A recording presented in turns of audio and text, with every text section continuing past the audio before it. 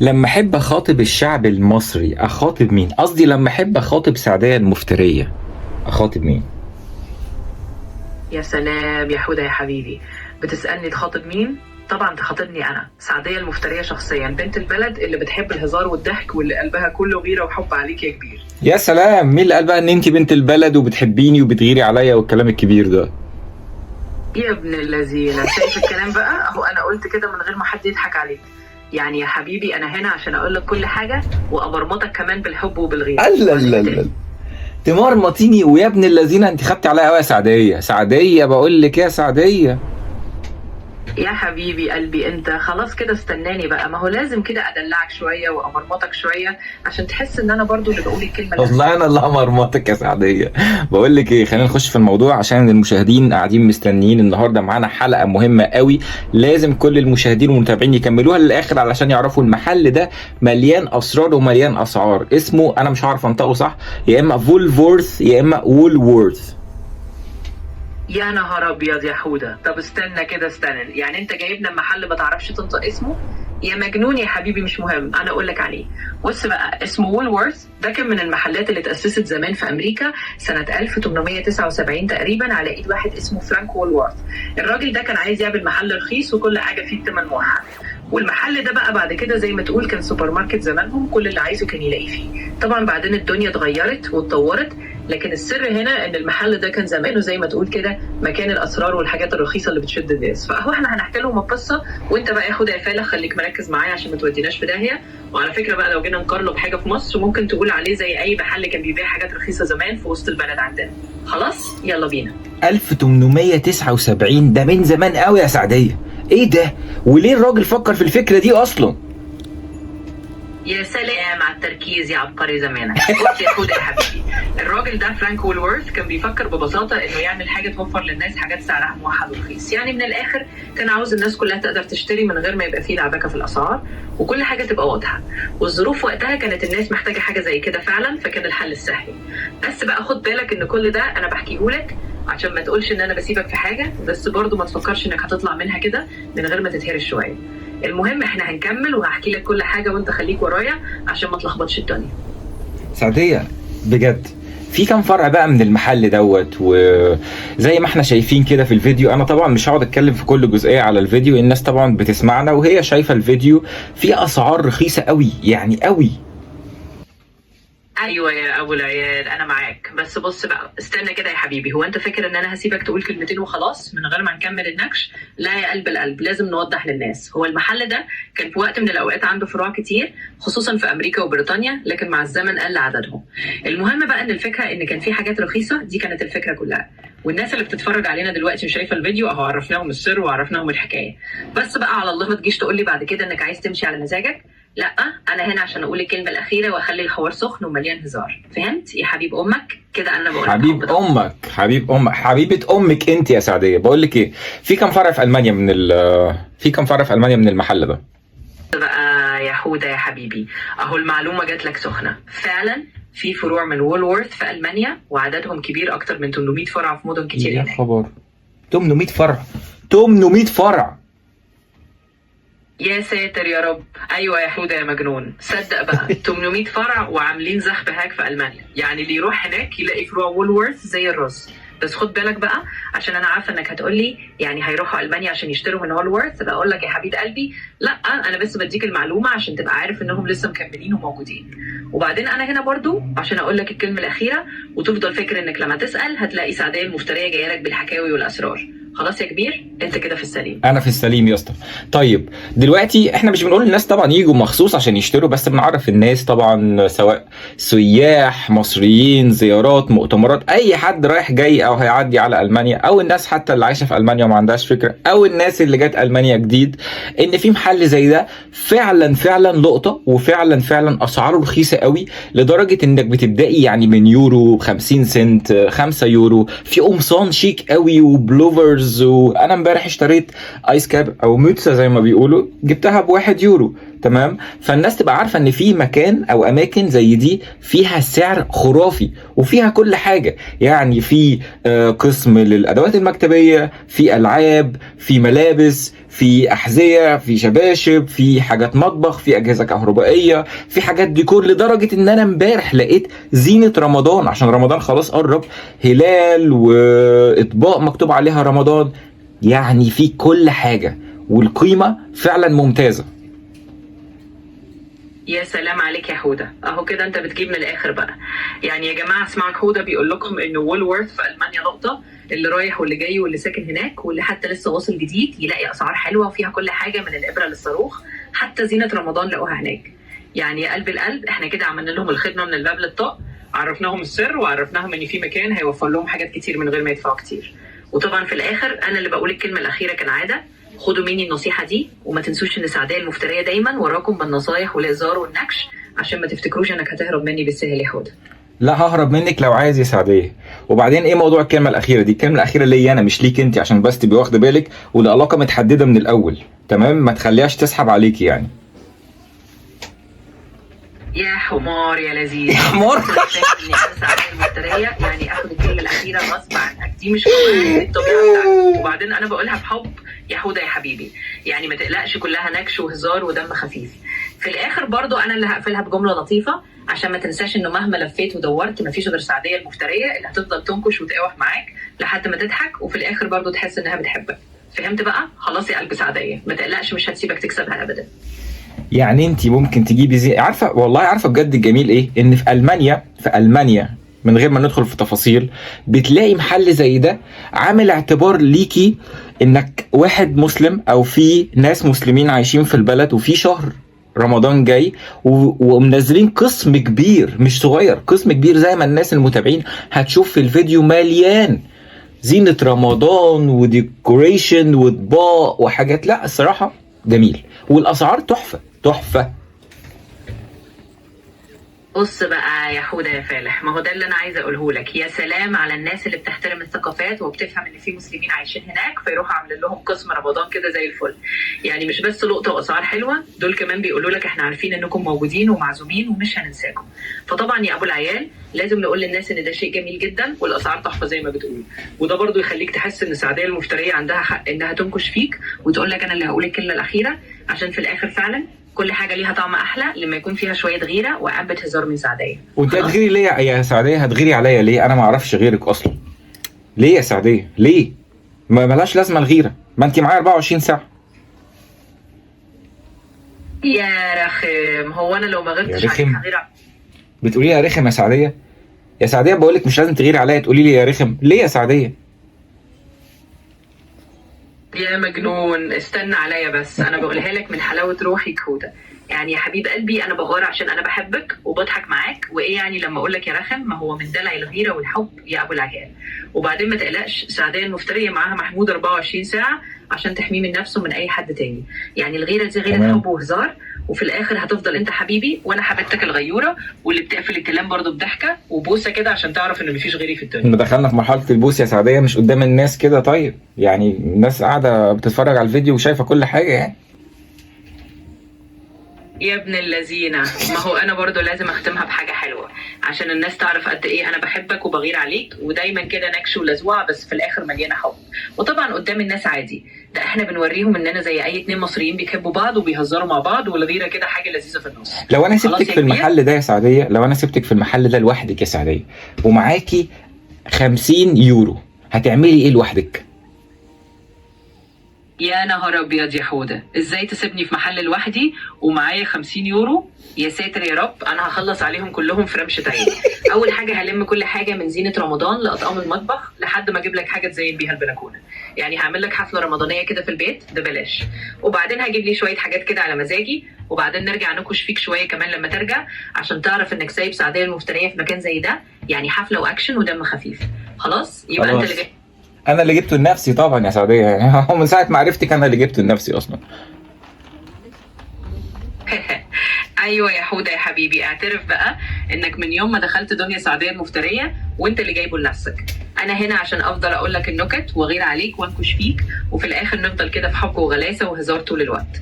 فخلاص يا كبير انت اعترفت، وانا هختمها هنا بضحكه كده حلوه واقول لك انك دايما في قلبي حتى لو انا بغيظك طول الوقت. ماشي، خلاص. تعجبني ضحكتك الحلوه. بس بقول لك ايه، انا بقى عايز اعرف منك حاجه بجد. احنا يعني دلوقتي لسه قايل لك لو انا سبتك في المحل ده بالذات معاكي 50 يورو هتشتري ايه لنفسك يا سعديه؟ مش زينه بقى والحاجات دي. يا سلام، شايف بقى رجعت تسأل سؤال كده تحفة عشان نقفل بيه الكلام. بص يا حبيبي، لو سبتني في المحل ده ومعايا 50 يورو مش هجيب زينة، اعمل ايه؟ هروح جايبه ليا شويه هدوم كده على مزاجي واقول لك يا حوده انا كمان لازم ادلع نفسي شويه. يعني هجيب لي بلوزه حلوه، هجيب لي حاجه كده تشد العين، وكمان ممكن اجيب لي حاجه كده من ادوات المطبخ عشان اقول لك بص انا شاطره ايه. وفي الاخر برضه هتفضل عارف ان سعديه المفتريه حتى لو بتدلع نفسها شويه هتفضل قلبها عليك، وكل ده برضه من حبها وغيرتها. فهمت بقى؟ خلاص يا كبير، كده احنا قفلناها على الاخر. بس يا سعديه انا عايزك تجيبي لنفسك حاجات، بس مش عايزك تجيبي حاجه للمطبخ. يعني مثلا الجواكت عندك موجوده من اول 20 لحد 35 يورو. في عندك طرح او حاجات كده من اول 1 يورو. في عندك بلوزات وتيشيرتات ب4 وب5 يورو. في عندك جينز بيبدا من 5 يورو لحد 15 يورو. يعني اسعار تحفه. يا سعديه سيب من حاجه المطبخ، ما انا جايب لك كل حاجه المطبخ. انا عايزك تدلعي نفسك بال50 يورو. يا سلام يا حوده يا حبيبي، يعني انت بتقول لي سيبك من حكايه المطبخ وانا ادلع نفسي؟ طب خلاص يا حبيبي، انا هسمع كلامك، اهو انا برضو مراتك وبحب اني ادلع نفسي شويه. هجيب لي بقى جاكيت حلو عن اللي انت بتقول عليهم دول، ولا بلوزه كده تشربك وانت ماشي جنبي، وبما انك جبت سيره الطرح هجيب لي واحده كده على مزاجي عشان ابقى مزه وانت ماشي جنبي. خلاص يا كبير، كده انت ريحت سعديه، وانا برضه هفضل اقول لك في الاخر انك انت اللي في قلبي وان انا لازم اكون اخر كلمه عشان تعرف انك مش هتقدر تهرب منك شيء ابدا. انت كده كده مزه يا سعديه، مش محتاجه لبس، وبعدين كده كده بتشرف بيكي، مش محتاج برضو لبس عشان اتشرف بيكي او حاجه. انت قمر وشيك وكل حاجه جميله الصراحه. يا حبيب قلبي يا حوده، يا سلام على الكلام الحلو، يا سلام. طبعا انا مزه وعارفه نفسي، بس ايه يا ابن اللذينه، لازم برضو كل واحده تدلع نفسها حتى لو هي احلى حاجه في الدنيا. وعشان كده بقول لك يا قلب القلب ان كل اللي انت بتقوله ده على راسي من فوق، بس انا برضو لازم اقاوح معاك شويه عشان ما تحسش ان الدنيا سهله كده. لازم اختم واقول لك اهو شفت انا برضو اخر كلمه عندي، وانا اللي قفلت الحوار بقفشه حلوه عشان تعرف انك دايما مش هتخرج من تحت جناحي، وانا اللي هفضل سعديه المفتريه اللي بتغير عليك وبتحبك وهتفضل دايما معايا. خلاص يا كبير. طب بقول لك ايه يا سعديه، بقول لك ايه دلوقتي، لو انت مثلا عايز تدي نصايح للبنات في العلاقات والكلام ده كله تقولي لهم ايه؟ استنى كده يا حوده يا حبيبي عشان اقول لك النصايح للبنات عند سعديه المفتريه بسيطه خالص. اول حاجه كوني نفسك وما تحاوليش تبقي نسخه من حد، خليكي كده مزه على طبيعتك زي ما انا بعمل بالظبط. وتاني حاجه خلي عندك دايما حته هزار وخفه دم عشان تعرفي تتعاملي مع حبيبك بالنكش والهزار زي ما انا بعمل فيك بالظبط. وتالت حاجه ما تسيبيش الكلمه الاخيره ابدا، دايما خليكي انت اللي تقفلي الكلام عشان تعرفي انك انت الملكه اللي بتقولي الكلمه الاخيره. وبالطريقه دي تفضل محافظه على غلاستك الحلوه وعلى حبك وغيرتك، وفي نفس الوقت تفضلي مهونه عليه الدنيا. يعني في الاخر خليكي سعديه المفتريه بطريقتك انت، ودايما خليكي على طبيعتك، واهم حاجه انك تحبي وتغيري وتنكشي بحنيه. خلاص يا حوده.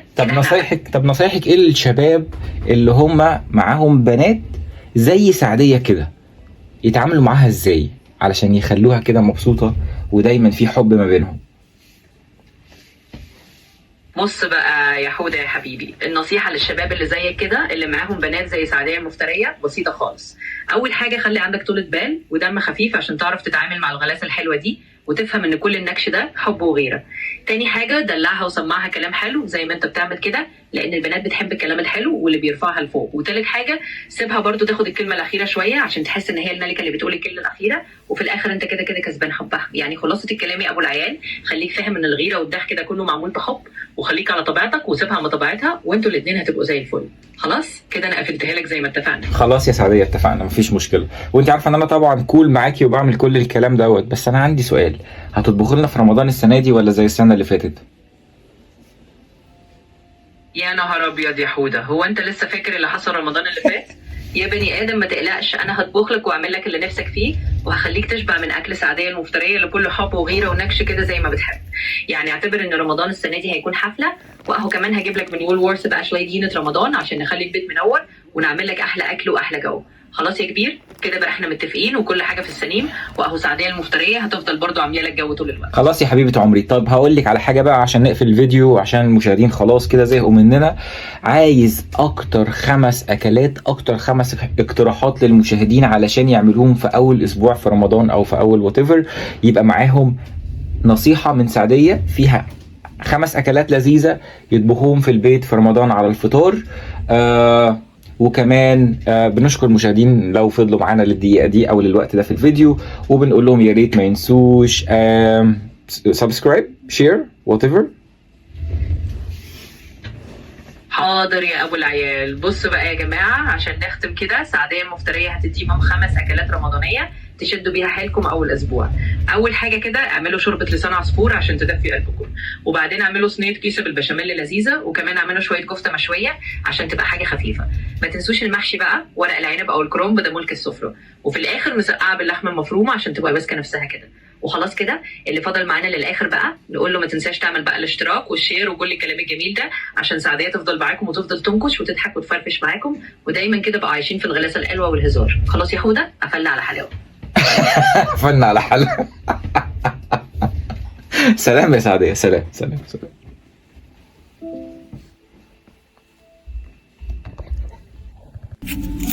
مساء الفل والورد يا محمود يا حبيبي. احنا النهارده دخلنا محل وولورث اللي موجود في المانيا، بس هسألكم سؤال غريب.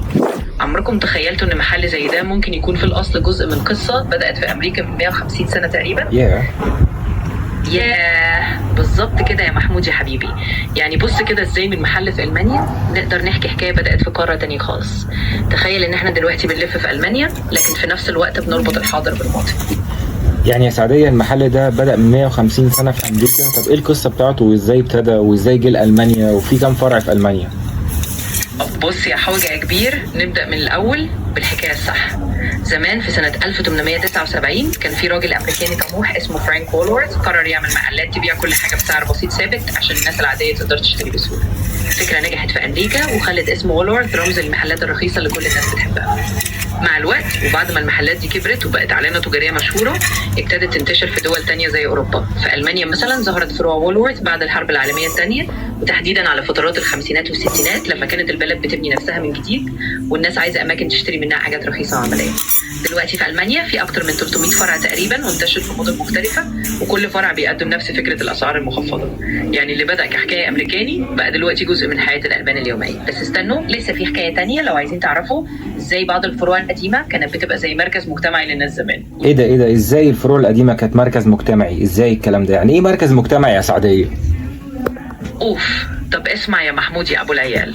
وولورث في زمان وفي بعض المدن ما كانش بس محل تشتري منه وتمشي، لا ده كان زي حته مركز مجتمعي كده. الناس بتروح تقابل بعضها، يتقابلوا عند الكاونتر، يشربوا حاجه بسيطه، يغيروا جو، يتكلموا في اخبار الحاره والمدينه. يعني ببساطه وولورث ما كانش مجرد محل تشتري وتمشي، لا كان احيانا مكان الناس تتجمع فيه، زي ما نقول كده مكان تلاقي اجتماعي بسيط في نص المدينه.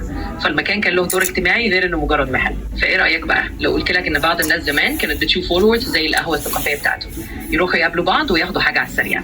يعني مش بس تسوق، كان في روح اجتماعيه كده. وطبعا دي حكايات من الناس اللي عاشوا الزمن ده. قولوا لي بقى في الكومنتات، تتخيلوا لو كان عندنا مكان زي ده في مصر زمان كان ممكن يبقى عامل ازاي؟ هاتوا افكاركم وتعالوا نتخيل سوا. والله يا سعدية انا عايز اقول لك انا بشجع الناس حتى لو حد جه المانيا اكيد هيلاقوا الفرع ده او المحل ده موجود في اي جزء في اي مكان في المانيا قصدي. لما دخلت هناك لقيت الاسعار رخيصه قوي، في حاجات ب4 يورو تيشيرتات وبيورو ب50 سنت، اسعار خرافيه. يعني بصوا يا جماعه، اللي هيزور المانيا وحابب يلاقي حاجه رخيصه وسريعه اكيد هيلاقي فرع من فروع وولورث في اي مدينه كبيره. والاسعار اللي زي ما بتقول كده حاجه تفتح النفس فعلا. تيشيرت ب4 يورو، حاجات بنص يورو، يعني اللي عايز حاجه عمليه بسعر حلو هيلاقيه. فلو حد من المشاهدين ناوي يلف في المانيا ما تفوتوش الفرصه دي. هل تقدري تعملي مقارنه بين المحل ده وبين مصر؟ هقول لك طبعا. تقدر تعتبر ان عندنا في مصر في محلات زي اللي بتكون في المناطق الشعبيه او الاسواق اللي الناس بتروحها عشان تلاقي حاجات رخيصه وبرده متنوعه، زي مثلا الاسواق الكبيره اللي فيها كل حاجه من اول الملابس لغايه الادوات المنزليه باسعار تناسب كل الناس. يعني زي وولورث هنا بيقدم حاجات بسيطه ورخيصه للالمان. عندنا في مصر برضو في اماكن زي اسواق العتمه او الموسكي او حتى محلات في الاحياء الشعبيه اللي الناس بتحبها عشان تلاقي فيها كل اللي على بالها بسعر حلو. فالمقارنه هنا ان كل بلد لها الحته اللي تخلي الناس تحس انها تقدر تشتري براحتها. وطبعا لو عجبتكم الحكايه قولوا لنا رايكم، تحبوا تروحوا سوق زي كده في مصر ولا تجربوا وولورث في المانيا؟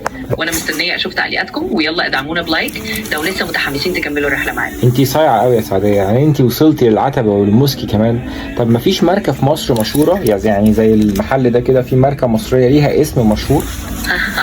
يا حبيبي يا محمود طبعا ما احنا ما نتفوتش. بص بقى، هو طبعا مش بنفس فكره وولورث بالظبط، لكن عندنا في مصر ماركات مصريه مشهوره في عالم المحلات والمتاجر اللي الناس كلها عارفاها، زي مثلا سلسله محلات عمر افندي اللي ليها تاريخ قديم جدا في مصر، من ايام ما كانت الناس بتروح تشتري منها كل حاجه تقريبا من ملابس لادوات منزليه. وده اسم مصري معروف والناس لسه لحد دلوقتي بتحس ان له طابع تاريخي. يعني عمر افندي كان زي وولورث عندنا بس بطابع مصري اصيل، والناس اللي تحب الحاجات اللي فيها تاريخ وعراقه ممكن تروح تشوف الاماكن دي. فلو عايزين تعرفوا اكتر عن قصص المحلات المصريه القديمه اللي شبه كده اكتبوا لي في التعليقات، ويلا خلينا نشوف مين عنده فضول يعرف اكتر. وولورث وصل لذروه مجده لما بقى عنده الاف الفروع في امريكا وفي كذا دوله حوالين العالم، وده كان تقريبا في بدايات ومنتصف القرن العشرين. يعني تخيل كده في فتره الخمسينات والستينات وولورث كان ايقونه التسوق الرخيص والسهل، لدرجه الناس كانت بتعتبره جزء من حياتها اليوميه. وفي عز مجده الراجل اللي اسسه فرانك وولورث بنى مبنى ضخم في نيويورك سنه 1913، وكان وقتها ناطحه سحاب من اطول الابراج في العالم. يعني المحل ده مش بس كان ناجح، ده كان عامل لنفسه شكل وهيبه كبيره جدا. فالذروه كانت لما بقى اسمه وولورث في كل شارع تقريبا في امريكا، وبعد كده انتشر في دول زي انجلترا والمانيا وغيرها. يعني كانت زي نجم التسوق الشعبي في العالم وقتها.